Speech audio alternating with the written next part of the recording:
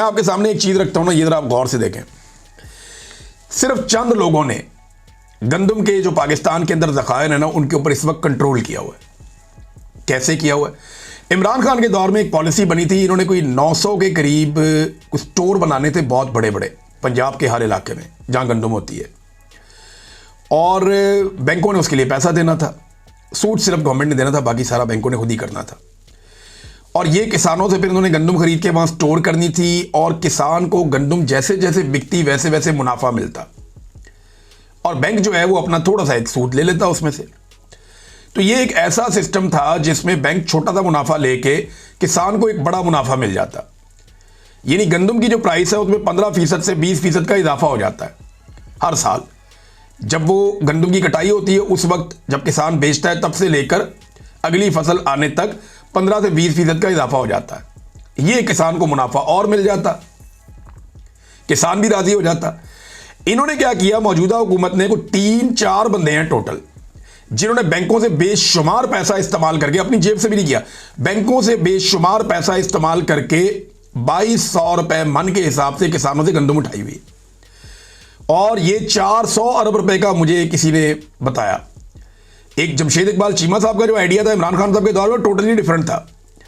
ये है जो मुझे मेरे सोर्स ने बताया, वो ये बताया कि 400 अरब तकरीबन जो है उसकी गंदम इन्होंने काबू की हुई है, और गंदम की सप्लाई को कंट्रोल कर रहे हैं, जिससे उसकी कीमत बढ़ रही है। 2200 रुपए मन इन्होंने जो गंदम खरीदी थी वो अब 4000 रुपए मन के करीब है।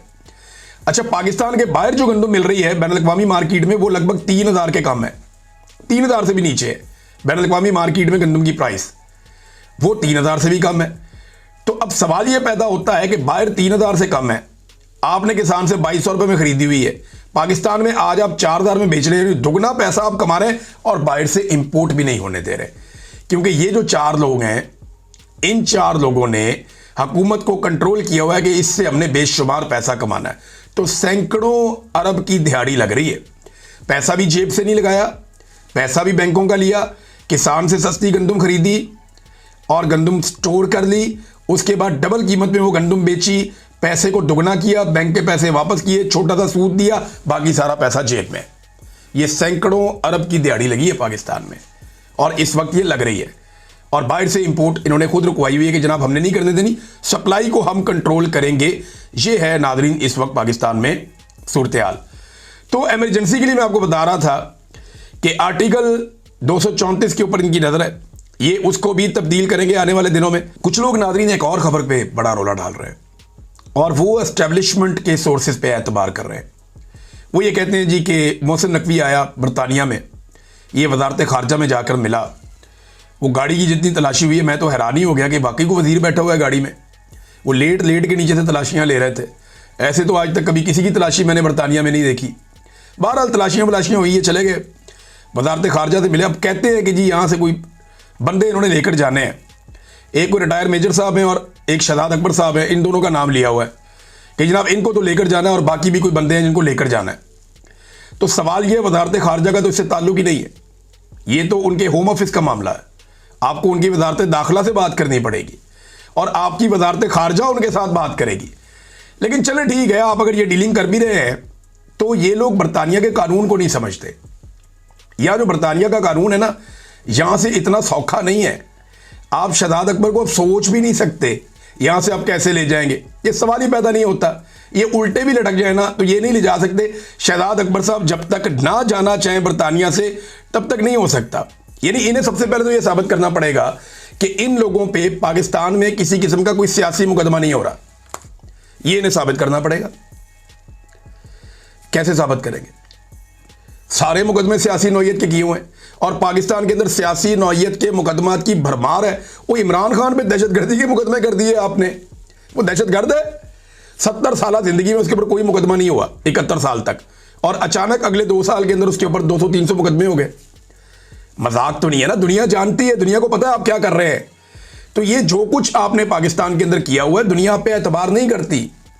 वो चौधरी परवेज अली साहब के साहबजादे मुनिस लाई, मैं उनसे मेरी मुलाकात भी हुई थी जब मैं गया था स्पेन में, एक दोस्त के यहाँ मुलाकात हुई, तो उन्होंने मुझे बताया उनका नाम डाल दिया था रेड वारंट के अंदर, इंटरपोल से कह के।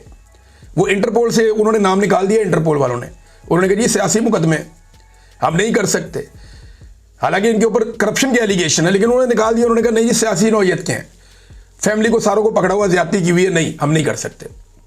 बहुत सारे लोगों के नाम लिखकर हुकूमत देती है कि जनाब इनको ब्लॉक करें, इनको रोके, एयरपोर्टों पे हमारे हवाले करें, वो मानते ही नहीं। इंटरपोल वाले इनकी बात ही नहीं मानते।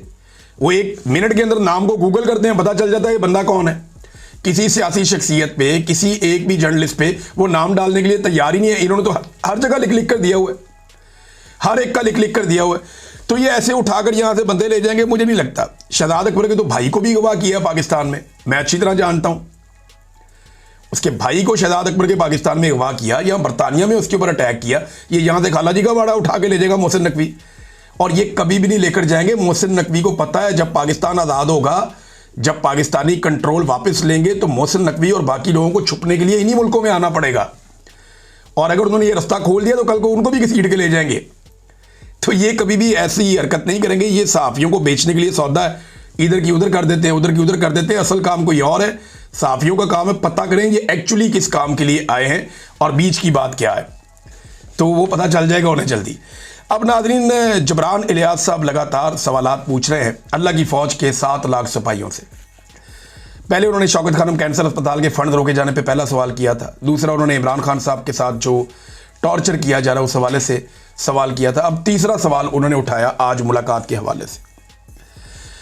उन्होंने कहा जी कि अल्लाह की फ़ौज के सिपाहियों से मेरा तीसरा सवाल, कल अडियाला जेल में इमरान खान, यानी आज के दिन में इमरान खान से मुलाकात के अदालती अहकामात मौजूद हैं। जेल के कवानीन के मुताबिक मुलाकातें कैदी का हक हैं, मगर आपके इदारे के बड़ों ने अपने टाउट्स के जरिए यह पैगाम पहुंचाया कि मुलाकात नहीं होगी। सवाल यह है कि क्या यह खुली गुंडागर्दी नहीं है? इस पर कभी सवाल किया है आप सब ने अपने बड़ों से? आपके बड़े शायद ये चाहते हैं कि कोई कानून तोड़े और फिर तशद्दुद या गोली चलाने का जवाब पैदा हो। कल जो शहरी इमरान खान की बहनों को सपोर्ट करने आएंगे, वो अदालत के हुक्म और अपने लीडर का बुनियादी हक लेने के लिए क्या करें? पाकिस्तान सिर्फ पीटीआई वालों का नहीं, आपका भी है। शायद आप ये सोचते हो हम तो सेफ हैं, होने दो जो होता है, मगर ये याद रखें कि जब अल्लाह ने आपको आवाज़ दी है तो इसका हिसाब भी होगा। अदब से सवाल ज़रूर पूछे, ये आपका हक है। चलो चलो अडियाला चलो। ये जबरान इलियास साहब ने मामला उठाया और मामला सीरियस है, क्योंकि आज के दिन में जो है वो धमकियां काफ़ी दी गई हैं कि ये कर देंगे वो कर देंगे। अब पता नहीं वहाँ पे क्या होता है। नादरीन, एयरपोर्ट्स के ऊपर जो मसाले में वो जारी हैं लगातार, उनके अंदर किसी किस्म की कोई कमी नहीं आ रही। इस्लामाबाद एयरपोर्ट पर मल्टीनेशनल कंपनी का एक मुलाजिम जो सॉफ्टवेयर इंजीनियर था वो आया और उसको उन्होंने रोक लिया और पासपोर्ट के ऊपर ऑफलोड की स्टैंप भी लगा दी। बाद में एक बंदे ने उससे 80,000 रुपया लेके उसी फ्लाइट में उसको चढ़ा भी दिया, भेज दिया। एक तरफ ऑफलोड की स्टैंप लगी हुई है, फिर वो चला भी गया पाकिस्तान से। वो वापस आया पाकिस्तान में, उसने आगे केस कर दिया हाई कोर्ट में। अब देखते हैं हाई कोर्ट बुलाती है, मोहसिन नकवी के बंदों को क्या कहती है, क्या करते हैं। इन्होंने मुल्क को एक पिंजड़े के अंदर कन्वर्ट कर दिया। आपको पता है दुबई से और ओमान से मैंने आपको 2 महीने 2.5 महीने पहले ये खबर दी थी। मुझे उस वक्त ये बात पता चली थी।